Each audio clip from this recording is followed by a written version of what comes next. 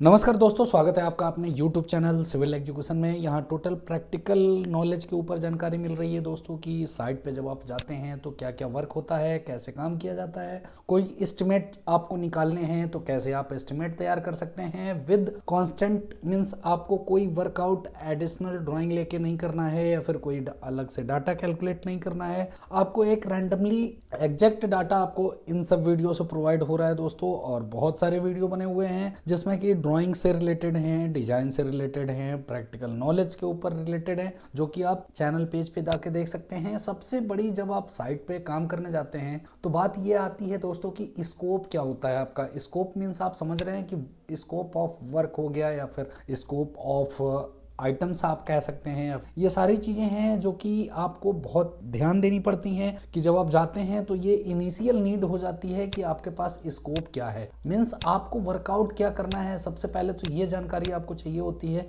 ये जानकारी लेने के बाद फिर आप इसके लिए प्लान करते हैं, प्लान करने के बाद फिर एग्जीक्यूट करते हैं, एग्जीक्यूट करने के बाद फिर मॉनिटर करते हैं एज पर प्लान शेड्यूल। यदि वो मॉनिटर नहीं होता है तो आप प्लान ए, प्लान बी उसमें लगाते हैं कि जैसे कोई भी वर्क यदि पीछे हो रहा हो तो आप कैसे उसको आगे कर सकते हैं। क्या क्या प्लानिंग है दोस्तों, ये सारी वीडियो यहाँ पे आपको बताई जाएंगी। और वीडियो जरूर पसंद आए तो लाइक करें, सब्सक्राइब करें, शेयर करें और बेल आइकन दबाना ना भूलें दोस्तों, क्योंकि आपके पास नई नॉलेज मिस हो जाएगी। और यहाँ कुछ कमी लगे तो आप जरूर हमें कमेंट बॉक्स में बताएं कि क्या कुछ कमी लग रही है या फिर क्या कुछ सुधार किया जा सकता है। स्कोप आपने देख लिया दोस्तों कि स्कोप होता क्या है कि standards covers the material constant including vestiges. Means including wastage, यदि आप किसी भी वर्क को कैलकुलेट जब करेंगे तो वेस्टेज आपको कैलकुलेट करना ही पड़ता है, क्योंकि कोई भी ऐसा काम नहीं है जिसमें आपकी वेस्टेज ना निकले। चाहे कोई भी वर्क हो, आप सिविल इंजीनियरिंग से, कंस्ट्रक्शन से हैं, चाहे फिनिशिंग आइटम हो, चाहे कंक्रीट वर्क हो, चाहे रेनफोर्समेंट हो, वेस्टेज निकलते हैं। वेस्टेज के भी वीडियो बहुत सारे बने हुए हैं दोस्तों कि वेस्टेज नॉर्म्स कितने आप कंसीडर कर सकते हैं, सैंड सीमेंट वगैरह सारी चीजें हैं। देर न करते हुए यहाँ देख सकते प्लास्टर के लिए एक मैं कॉन्स्टेंट्स आपको बताने वाला हूँ, जिसमें कि ट्रेडिशनल ब्रिक आप यूज करते हैं तो क्या उसके कंसिडरेशन हैं, और यदि आप मॉड्यूलर ब्रिक यूज करते हैं तो क्या उसके कंसिडरेशन है। अब यहाँ देख सकते हैं एक पार्ट बन चुका है दोस्तों जिसमें 15 mm थिकनेस की प्लास्टर का रेशियो कैलकुलेट करके बताया गया है और कितने नॉर्म्स हैं उसके हिसाब से। अब यहाँ देख सकते हैं कि 20 mm सीमेंट प्लास्टर कहीं आपको करना पड़ सकता है 1:3 का यदि रेशियो है, 1 सीमेंट है, 3 सैंड है, तो 1.92 बैग आपका सीमेंट लगेगा और 0.203 MQ सैंड लगेगी। इवन जब आप मॉड्यूलर ब्रिक यूज करते हैं तो 1.88 नंबर्स बैग सीमेंट लगेंगे और 0.200 सैंड लगेगा। अब यहाँ देख सकते हैं कि आप कहेंगे कि 20 mm क्यों यूज होता है। नॉर्मल आपने किताब में 12 पढ़ा होगा या फिर 18 पढ़ा होगा, तो ये एज पर प्रोजेक्ट रिक्वायरमेंट होता है दोस्तों, जो कि आपके डिस्क्रिप्शन में मैंने तो इवन 24 mm का भी प्लास्टर किया है जिसमें 18 mm फर्स्ट लेयर है, फिर सेकंड जो है वो 6 mm की चलती है। तो इस तरह से भी प्लास्टर वर्क किए जाते हैं जो कि एज पर प्लांट रिक्वायरमेंट के ऊपर है या फिर प्रोजेक्ट रिक्वायरमेंट के। अब नेक्स्ट आते हैं 20 mm सीमेंट प्लास्टर 1:4 रेशियो हो तो 1.53 नंबर्स बैग सीमेंट लगता है, 0.217 MQ सैंड लगती है ट्रेडिशनल ब्रिक वर्क में। और मॉड्यूलर ब्रिक वर्क जब आप करने जाते हैं तो यहाँ देख सकते हैं 1.51 नंबर्स बैग लगते हैं सीमेंट के और 0.213 MQ सैंड लगता है। 20 mm थिकनेस सेम है, 1.5 का रेशियो है तो 1.27 बैग लगेगा, 0.224 MQ लगेगा ट्रेडिशनल में। सेम यदि मॉड्यूलर आप यूज करते हैं तो आपके पास 1.24 नंबर्स बैग लगेंगे, 0.220 सैंड लगेगा। अब स्टैंडर्ड एक देखिए, जैसे नॉर्मली 1:6 का रेशियो हर एक जगह चलता है तो 1:6 का कंसीडर यदि आप करें और ज्यादा ध्यान दें इस पे तो फिर देखिए यहाँ क्या रेशियो रहता है। सीमेंट बैग जो है ट्रेडिशनल में 1.05 नंबर्स लगेंगे और 0.224 MQ सैंड लगेगा। इवन मॉड्यूलर ब्रिक जब यूज करते हैं तो 1.03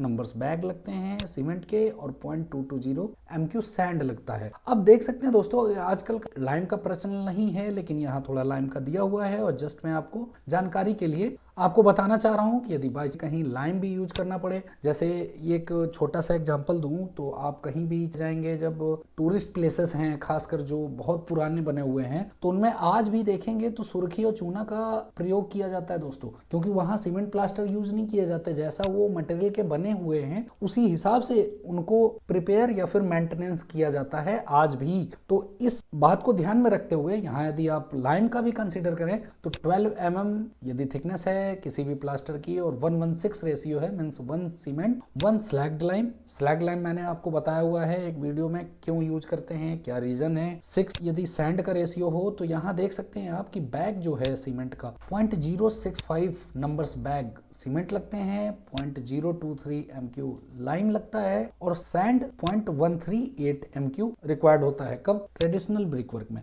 मॉड्यूलर यदि ब्रिक वर्क आप यूज करते हैं तो देख सकते हैं डाटा ऑलमोस्ट सेम है। यहाँ केवल सैंड की क्वांटिटी 0.004 कम यूज की गई है, जबकि सीमेंट बैग 0.63 नंबर्स है, और लाइम 0.022 MQ है। सेम यदि आपका 1:9 का रेशियो हो, means 1 cement 2 slack lime 9 sand, तो आप यहाँ इस तरह का रेशियो कंसीडर कर सकते हैं फॉर ट्रेडिशनल के लिए। देखा जाए तो आपका 0.43 बैग सीमेंट आएगा, 0.03 MQ लाइम है, 0.138 MQ सैंड है, और यदि आप मॉडुलर यूज करते हैं तो 0.42 नंबर्स बैग सीमेंट है, 0.029 लाइम है, और 0.134 MQ सैंड है। सेम 15 mm यदि थिकनेस का हो, 1:6 का रेशियो हो, means 1 cement 1 slack lime 6 sand, तो 0.78 नंबर्स बैग सीमेंट लगता है ट्रेडिशनल में, 0.028 MQ लाइम लगता है, 0.168 MQ सैंड लगता है। यदि आप मॉडुलर यूज करते हैं तो 0.77 बैग लगते हैं सीमेंट के, 0.027 लाइम लगता है, और 0.164 MQ सैंड लगती है। सेम यदि आप 15 mm cement lime plaster means thickness का आप 1:9 का रेशियो यूज करते हैं, means 1 cement 2 slack lime 9 sand, तो ट्रेडिशनल की कंडीशन में 0.53 नंबर्स बैग सीमेंट लगते हैं, 0.037 MQ लाइम लगता है, और 0.168 MQ सैंड लगता है। फिर यहाँ देख सकते हैं कि जब आप मॉड्यूलर यूज करते हैं तो 0.52 नंबर्स बैग सीमेंट लगते हैं, 0.036 MQ लाइम लगता है, और 0.164 MQ सैंड लगता है। और ये डाटा जो भी है प्रिपेयर किया गया दोस्तों, ये देख सकते हैं आप कि IS 100671982 के अनुसार है। अब यहाँ देख सकते हैं कुछ कंडीशंस भी रहती हैं। कंडीशंस जैसे यहाँ देख सकते हैं कि thickness of joint and depth of raking has been taken as 1 centimetre for computation of constants. अब यहाँ जितने भी ज्वाइंट होते हैं, जैसे आप कोई भी प्लास्टर करते हैं तो जो ब्रिक का ज्वाइंट होता है वो इस तरह से होता है, जबकि आप फुल्ली इसको पॉइंटिंग करते भी हैं तो थोड़ा ग्रुप बनाना पड़ता है, जो कि उस ग्रुप का जो डेप्थ है वो कितना 1 सेंटीमीटर कंसीडर किया गया। मीन्स ये ग्रुप जो है,